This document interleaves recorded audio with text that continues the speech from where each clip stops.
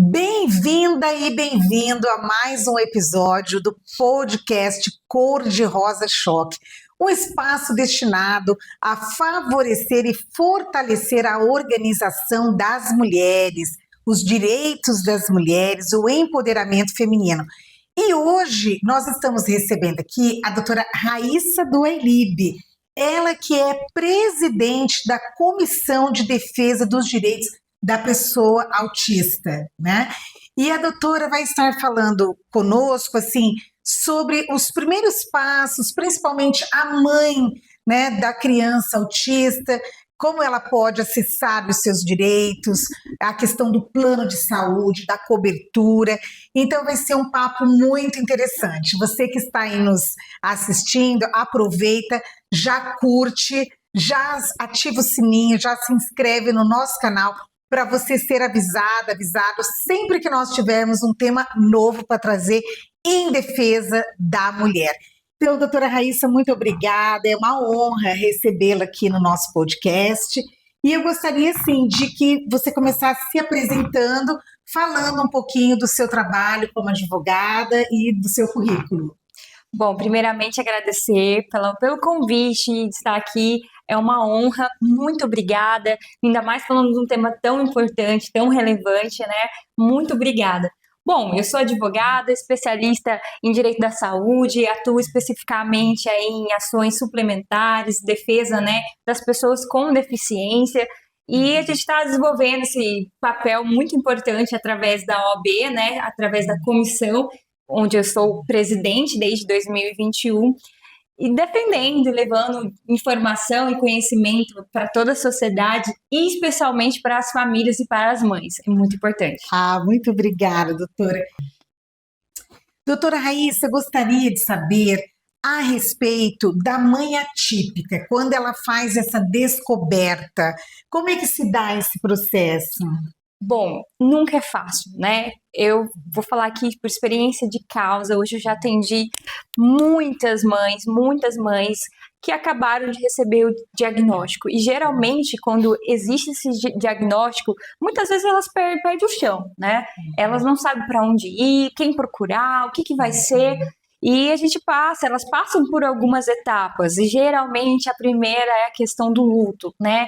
Imagina, ela sonha com um filho, uma filha, e aí vem a gestação, tem planos e sonhos para aquele filho, para aquela filha, e de repente, lá por um ano, às vezes 2 anos, ela consegue perceber algumas características, né? Ou a criança, ela não consegue falar, ou ela não fala, ou ela tem uma questão, um atraso na questão da desenvolvimento, socialização. Então, ela começa a perceber algumas características. A gente sempre reforça que quando a mãe, ela dá um sinal de que tem algo, né, específico, diferente com o seu filho, geralmente ela tá certa, né? Geralmente, quando ela tem aquela sensação de nossa, tem algo com meu filho, às vezes o pai, a família, não, é normal, leva até no pediatra que fala assim, não, mas a criança demora mesmo para falar, tá tudo bem, e aí passa 1 ano, 2 anos, 3 anos daquele atraso, né, e ela sempre com aquela intuição, tem algo. Então, geralmente, quando a mãe, ela tem essa intuição, geralmente existe o diagnóstico, né, então a primeira etapa do diagnóstico é a questão do luto, né? Porque existiu aquele sonho daquela criança, não é fácil. A maioria, né, das famílias passam por esse período de luto. O luto de o que vai ser daqui em diante, né? O que vai fazer, o que meu filho precisa fazer, porque muitas vezes a família nunca ouviu falar sobre o autismo, né? E a gente tem a questão médica, que muitas vezes o médico, quando ele vai dar um diagnóstico, ele não vai adulando, preparando, né, aquela mãe. Ele simplesmente fala, olha, foi diagnosticado aqui uma característica, um atraso, autista. Seu filho foi diagnosticado com autismo, né? Então é um baque, não existe um preparo. E geralmente ele sai daquele consultório de agora, né? Então a gente lida com o luto, a família tem que lidar com o luto, e depois vem a questão da aceitação. A aceitação é algo fundamental para essas famílias, aqui falando das mães. Por que a gente fala da questão da aceitação? Quanto antes ocorrer a aceitação da mãe e da família sobre o diagnóstico, e isso vai trazer benefícios para aquela criança, para aquela pessoa que foi diagnosticada, porque ela precisa imediatamente iniciar as intervenções terapêuticas, as terapias. Então, eu atendendo as famílias percebo que existe inclusive uma resistência de comunicar o diagnóstico dentro da família, porque às vezes o avô não aceita, o tio não aceita, às vezes o próprio pai não aceita, né? E a mãe tem que lutar sozinha pelos tratamentos, pelas terapias. Então, a aceitação, ela é extremamente importante junto com a informação, porque essa mãe, quando ela aceita e ela é informada daquilo que ela deve fazer em prol do seu filho, da sua filha, maiores são os benefícios, mais tempo, mais qualidade de vida, tudo vai ser aproveitado da melhor forma. E muitas vezes a gente até passa pela situação, e eu até informo, a mãe chega para mim e fala assim, Raíssa, mas eu não queria informar, eu não quero informar minha família sobre o diagnóstico, às vezes por uma vergonha, uma resistência, né, respeitando ali aquela família. Eu falo, ainda que você não fala, que você não venha falar para sua família, o que eu sempre oriento a falar, porque é muito importante falar do diagnóstico, é muito importante estar, né, vestido literalmente, porque o autismo, ele não é visível, né? E as mães acabam sofrendo. Não é tão fácil, né? Porque quando você olha uma criança, uma pessoa autista, muitas vezes você não identifica, né? Então, o que é preciso? Precisa estar lá com identificação, ou do cordão de girassol, ou cordão, né, identificando, um adesivo, portando a carteirinha de identificação, porque isso vai fazer com que os direitos, né, e que essa mãe não venha sofrer tanto, né, com o diagnóstico, né? Existe uma rede de apoio. Isso é muito importante. E voltando a falar sobre a questão que ainda que a mãe não queira falar para sua família, ou falar na escola, ou falar no seu meio, mas ela não pode deixar de entrar com as terapias, com a intervenção, né?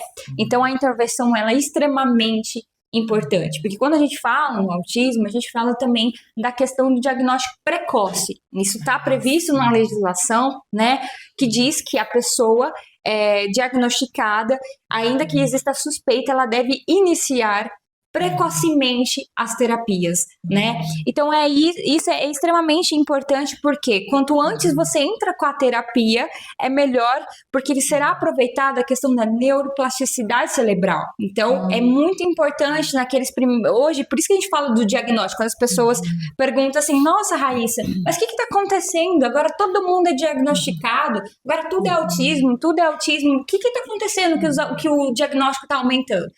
O que acontece, né? E falando com base em estudos, inclusive acompanhando os médicos, falam sobre essa questão que hoje a medicina, os médicos estão cada vez mais capacitados para poder entrar com esse diagnóstico precoce.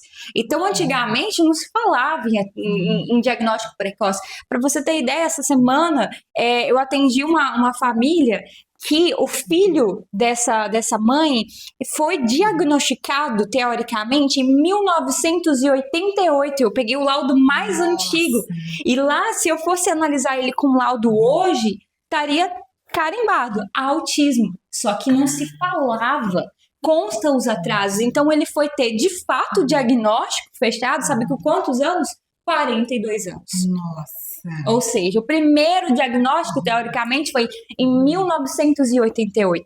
E o que essa mãe me relatou, o que ela passou com o filho lá atrás, há 40 anos atrás, tanto na escola, porque a escola não estava preparada para cuidar e atender aquela criança. Sofreu castigo, apanhou. É coisa assim, eu fiquei impressionada, né? Então, assim, hoje a medicina avançou, os médicos estão mais capacitados para diagnosticar. E sim, o diagnóstico, conforme a estatística, ele vai cada vez mais aumentar. Então, por isso é muito importante as mães estarem preparadas e se informarem sobre os direitos dos seus filhos. E mais, voltando à sua pergunta, buscar uma rede de apoio. Então, qual seria essa rede de apoio? Quando existe o diagnóstico da família, eu falo que hoje existem várias instituições, existem vários grupos de outras mães que passam pela mesma situação do diagnóstico. Então é importante ela ter esse apoio de outras mães, buscar pessoas que cuidem dela, porque é aquilo que a gente reforça sempre, cuidar de quem cuida. Então a mãe, ela precisa ser cuidada, porque muitas vezes ela vai passar por algo, ela vai ter que largar o trabalho dela, ou reduzir o trabalho dela para viver em prol do seu filho, levando em terapias, né? Então ela vai estar o tempo todo. Então eu escuto casos de mãe chorando, que falam da questão de não conseguir fazer com que seu filho tenha amigos na escola. Esses dias eu atendi uma mãe e falou para mim, doutora, eu já mandei convite para todos os amiguinhos, para todas as mães da escola, para ir jantar, para ir dormir na minha casa. Esse ano não foi ninguém.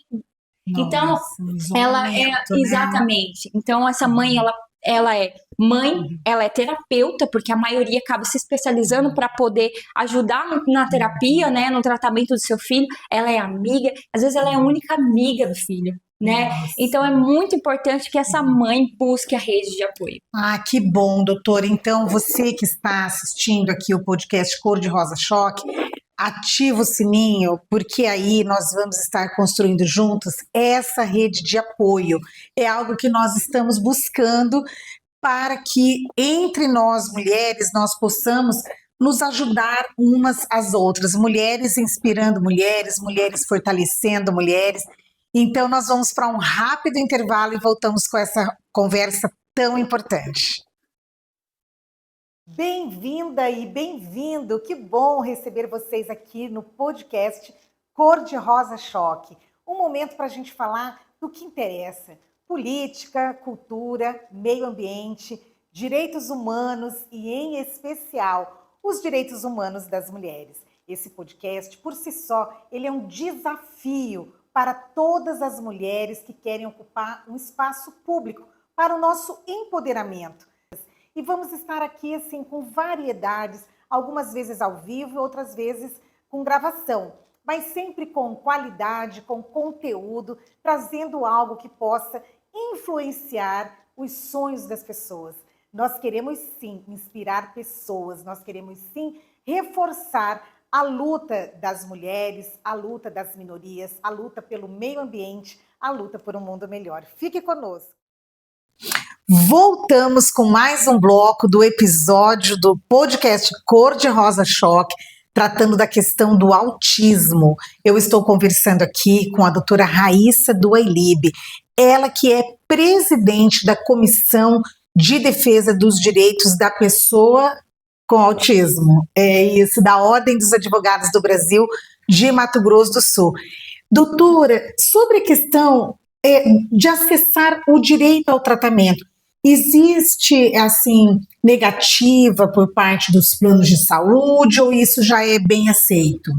Bom, falando um pouquinho do diagnóstico novamente, eu sempre menciono que a família, quando ela tem um diagnóstico, 2 direitos principais eles são violados, que é o direito à saúde e o direito à educação, né?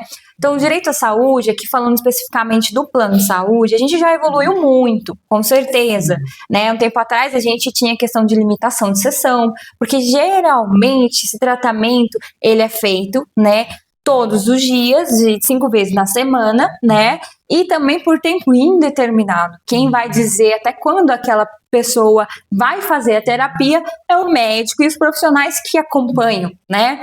E aí o que acontece? A gente passou por vários períodos, né, na questão do plano de saúde. A gente tinha a questão da limitação de sessão, que o plano autorizava somente 40 sessões, depois interrompia.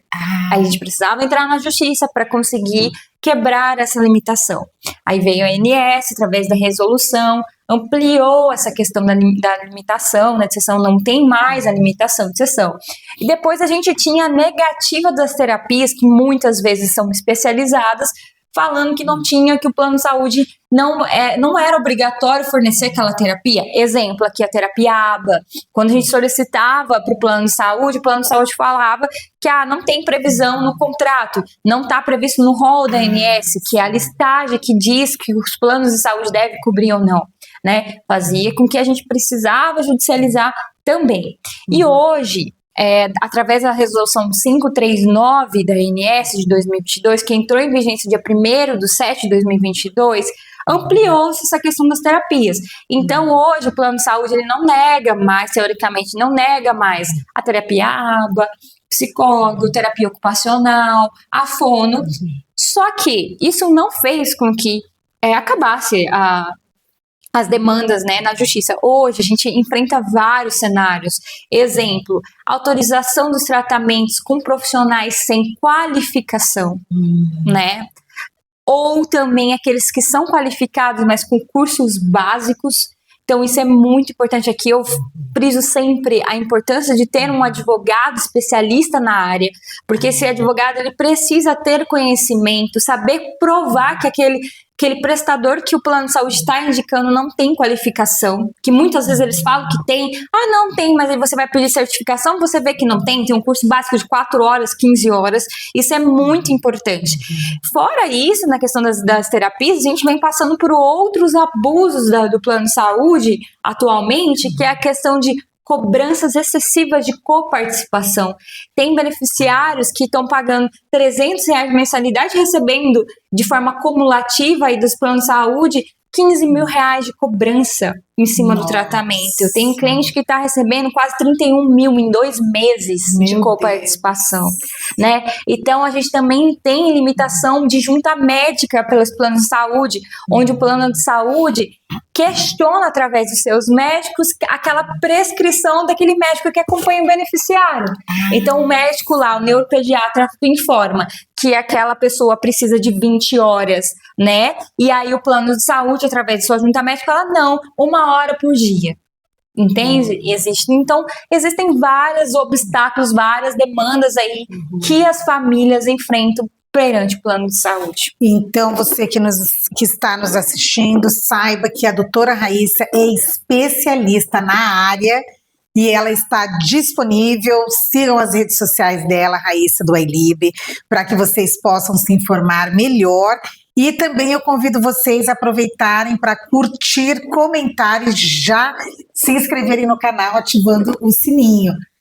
A doutora Raíssa, ela tem se destacado, né, na defesa, né, das pessoas autistas, né? E aí, então, eu gostaria que ela nos falasse um pouquinho, doutora, sobre como que é essa atuação na OAB, a senhora que foi idealizadora da comissão, né? Conta um pouquinho para a gente como que funciona a comissão, como se deu esse processo. Bom, nasceu dentro do meu coração quando eu comecei a atender muitas famílias e comecei a perceber que essa família chegava até a mim não só com problema, dificuldade na questão da saúde, mas a questão da educação, às vezes na família. Às vezes não tinha nada de noção dos seus direitos, né? E aí eu comecei a bater nas portas do judiciário, conversar sobre profissional, certificação, e muitas vezes eu recebia um não, né? Ou falta de interesse total daquele juiz, daquela juíza, em eu ter um olhar diferenciado aí para os tratamentos, para o pedido. E aí eu comecei a pensar, bom, eu preciso fazer algo para essas famílias. E aí eu comecei a estudar e eu vi que já existiam outras comissões, né, de autismo em outros estados, exemplo, Distrito Federal, Minas Gerais. E eu falei, por que não na nossa OAB? É a minha casa, eu sou advogada, e prontamente recebi um sim. A gente conseguiu instituir a comissão em outubro de 2021. E desde então, a gente, apesar de ser recente, tem atuado, né, incansavelmente, promovendo eventos, seminários, qualificação, né? Eu saí no nosso estado o ano passado promovendo palestra, levando o conhecimento direito para as famílias, né? Para os setores, para os órgãos. Aqui a gente já fez vários seminários com profissionais de saúde altamente qualificados. Trabalhamos vários temas, inclusive não só saúde e educação, mas a questão do trabalho, porque as pessoas esquecem que essa criança com diagnóstico ela vai virar um adulto. Então, muito se fala na criança, mas poucas pessoas falam no adulto autista. Então, a gente precisa trabalhar. Então, a gente tem trabalhado essa questão de inserção desse autista no mercado de trabalho. Porque eu te pergunto, você acha mesmo que uma pessoa com autismo ela vai conseguir fazer uma entrevista igual outra pessoa? Então, as empresas elas estão preparadas para contratar? Como que tem sido feito? Então, esse é o nosso trabalho. A gente está fazendo várias parcerias com várias instituições promovendo aí o direito, o conhecimento e a informação. Lembrando que a informação e o conhecimento é o maior poder. Então, esse é o nosso trabalho através da comissão, inclusive a nível nacional, no CNJ, né? Trabalhando também um tema muito importante, que é a segurança pública, a atuação do Corpo de Bombeiro, a atuação da Polícia Judicial, no atendimento aí às pessoas autistas. Ah, sim, doutora, porque então quando a pessoa autista ela se envolve num episódio, né, que possa gerar assim o acionamento da polícia Isso. e tudo, às vezes o policial ele pode fazer uma interpretação daquele fato assim errônea, Sim, né, por desconhecer. Geralmente a pessoa autista ela tem alguma limitação, questão de barulho, ela não pode com luz, sirene. E às vezes a polícia ela não sabe abordar. Então, por isso eu volto a falar, a identificação, por exemplo, no veículo, tem um grande amigo meu, um parceiro, que tem um projeto muito bacana, que é o Alexandre, que ele é PRF, que é um dos nossos parceiros, ele tem um projeto chamado Guardião Azul, ele tem um adesivo de identificação, onde as pessoas podem colocar no veículo, olha, aqui tem uma pessoa com autismo, ou na casa, porque existem brigas de vizinho, porque às vezes a pessoa autista tendo uma crise dentro de casa, aí existe denúncia, o vizinho não sabe identificar. Então essa questão da conscientização, a gente começa na nossa casa, no nosso prédio, né? Olha, bota a identificação, aqui tem uma pessoa autista. Então, a família, o prédio, o condomínio já começa a ter um outro olhar. Então, é isso que a gente tá promovendo, né? Como conscientizar a sociedade, como abordar, como atender, como acolher essa família. Por exemplo, no shopping, né? Às vezes a mãe tá passeando com a criança, de repente a criança começa a ter uma crise, o filho começa a ter uma crise. E as pessoas acham que é birra, que é alguma coisa. Hoje, a gente tem incentivado a polícia do shopping, os seguranças do shopping, eles já têm passado por treinamento de como lidar com aqueles casos. Então, isso é muito importante. Então, pelo que nós estamos conversando, eu estou entendendo assim, que tem dois grandes desafios. Um é a família identificando, né, que há essa característica, né, do seu filho, né, de ser autista, de acolher, buscar o tratamento, buscar as terapias.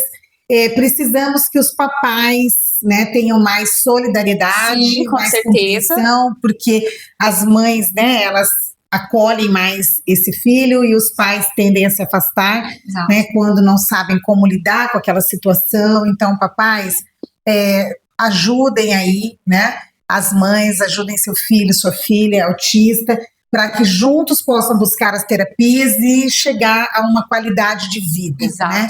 E também tem o outro lado, que é o lado da sociedade, né? Que nós, sociedade, temos que nos preparar, temos que nos capacitar para lidarmos com o autista, né, de uma maneira solidária, né, compreendendo que existem aquelas características, né, e que elas, assim, não devem servir para nos afastar do autista, mas sim devem servir para que a gente exercite, né, a nossa capacidade de viver em sociedade respeitando as diferenças. Exatamente. Né? Como você falou, doutora, eu fiquei impressionada, quer dizer, a criança autista que não foi diagnosticada, de repente o professor vê aquela criança como uma criança que não quer estudar, quer relapso. Né? Às vezes uma criança que tem um acesso, né, assim, emocional, e aí pensa que a criança está com birra, mas na verdade ela tem uma limitação, né, que precisa ser tratada com outro olhar. E, pelo que eu entendi também, a Ordem dos Advogados do Brasil de Mato Grosso do Sul tem tido um papel muito importante, né, assim, divulgando essas questões e também buscando articulação com outros parceiros, né, para melhorar a condição, né, de quem está nesse espectro autista. Seria isso, né, doutora? Exatamente isso. E assim, no caso dessas ações judiciais, como que o judiciário tem se comportado? As jurisprudências têm sido mais favoráveis, né, para resolver o problema do autista ou do autismo ou não? Como que está isso? Bom, como eu disse, já tivemos uma grande evolução. né? A gente não tem uma vaga especializada em saúde suplementar, né? Então a gente tem vários juízes na civil, né, que atuam, e é sempre uma luta, lembrando que cada caso é sempre um caso, né? Cada demanda, nenhum caso é igual ao outro, né? Cada caso existe sua particularidade. Então, é por isso que eu volto a falar a importância do advogado especialista, de conversar, despachar com o juiz. Por quê? Porque muitas vezes ele não tem conhecimento, né, daqueles detalhes, por exemplo, porque o plano de saúde ele vai falar assim, olha, mas eu estou autorizando, por que essa família, por que está entrando na justiça e está tudo autorizado? Pera lá, não é por assim, não é esse caminho. Por quê? Está autorizado, mas olha esse certificado, olha essa indicação, esse profissional não é apto, não é qualificado, então são coisas aí que a gente precisa enfrentar e trazer para o nosso poder judiciário. Então hoje sim, a gente tem evoluído, mas infelizmente eu vejo que a gente precisa melhorar muito ainda, porque existem alguns embargadores que, até num caso meu, muito prático, para você ter uma ideia, doutora, eu entrei solicitando 3 terapias, terapia ABA, TO e fono, e esse desembargador disse que todas as terapias eram uma só, que era ABA. E eu explicando, não, eu estou pedindo 3 terapias. Não, mas São é tudo ABA. E não consegue ter esse olhar. Então, assim, às vezes eu passo por situações, umas decisões absurdas. Mas eu falo assim, não é possível, né? Isso é que a gente tem que continuar lutando, explicando, despachando, sustentando, porque um dia, né, isso eu acredito que a gente vai superar. As barreiras, elas estão sendo superadas. Não vai ser feito 100%, não vai ser superado 100%, mas claro, a gente está evoluindo. E por isso que o advogado, a defensoria, o Ministério Público, todo mundo tem que ter esse olhar diferenciado para o autismo e se especializar e capacitar para poder defender seus interesses. Muito bom, doutora. Nossa, olha, nós estamos assim sentindo que esse é um episódio que vai ficar como uma grande fonte de consulta, né, para mães que estejam passando por esta situação, para famílias, né, que estejam diante desse desafio, né, de lidar com um membro que tem o autismo. E eu queria que, doutora, você deixasse a sua saudação final, qual que é a mensagem que você poderia deixar para essas famílias, em especial para essas mães que estão lidando com essa situação? Bom, como eu falei e sempre falo, a informação e o conhecimento é o maior poder. Né? Quanto mais essa mãe tiver capacitada com informação dos seus direitos, dos direitos dos seus filhos, ela vai estar mais e mais empoderada. Porque não é fácil, gente. Não é fácil. Eu falo assim, só quem tem um diagnóstico na família, só quem tem alguém perto ou que convive, né, dia a dia, sabe como que é, né? Então a gente tem várias barreiras, tanto da própria sociedade, porque o autismo, como eu disse, muitas vezes a gente não consegue identificar visualmente. E aí é preconceito, é falta de empatia, muita coisa que elas enfrentam. Então, mães, se especialize, se capacite, busque saber, né? Isso vai fazer uma enorme diferença na vida de vocês e na vida dos filhos de vocês. E busque uma rede de apoio. Nunca se esqueçam, é muito importante. Quem cuida precisa ser cuidado. Então, volto a falar, cuidar de quem cuida. Busque ajuda, porque isso vai ser muito bom, tanto para você e tanto para sua família. Muito obrigada. Eu que agradeço. Estou muito feliz de ter tido essa conversa tão produtiva. Eu aprendi muito, doutora. Assim, entrei nesse episódio hoje sem saber nada sobre autismo e estou saindo, eu acredito, assim, percebendo, né, que existe uma tomada de consciência, né, da sociedade sobre o espectro autista e que já temos, né, assim, uma luta com uma história, né, no sentido de trazer direitos para as pessoas autistas, para as famílias que passam por esse problema. E quero parabenizar a Ordem dos Advogados do Brasil por ter tido a sensibilidade, né, de aceitar a sua proposição, doutora Raíssa, no sentido de criar a comissão, né, referente ao autismo. Isso é muito bom. Eu, como advogada, me sinto representada. por esse tipo de iniciativa da nossa instituição, porque a OAB ela tem um papel social, né? Fiquei muito feliz. E eu agradeço imensamente o apoio da diretoria. Todas as vezes que eu precisei, sabe? A nossa diretoria está de parabéns na realização dos eventos. Então, muito obrigada mesmo, todo o apoio que a nossa OAB está trazendo. Que bom, eu fico muito feliz de saber que a nossa instituição está desempenhando uma função social, né? Agradeço muito pela sua presença aqui, e você que nos assistiu e que gostou, não se esqueça de curtir, comentar, se inscrever no canal, ativar o sininho para que você possa receber outros episódios, o aviso de novos episódios que vão sempre contribuir, em especial para os direitos das mulheres. Obrigada, eu que agradeço, Raíssa. uma honra, foi um prazer estar aqui. Muito obrigada. Obrigada. Até o próximo episódio. Até.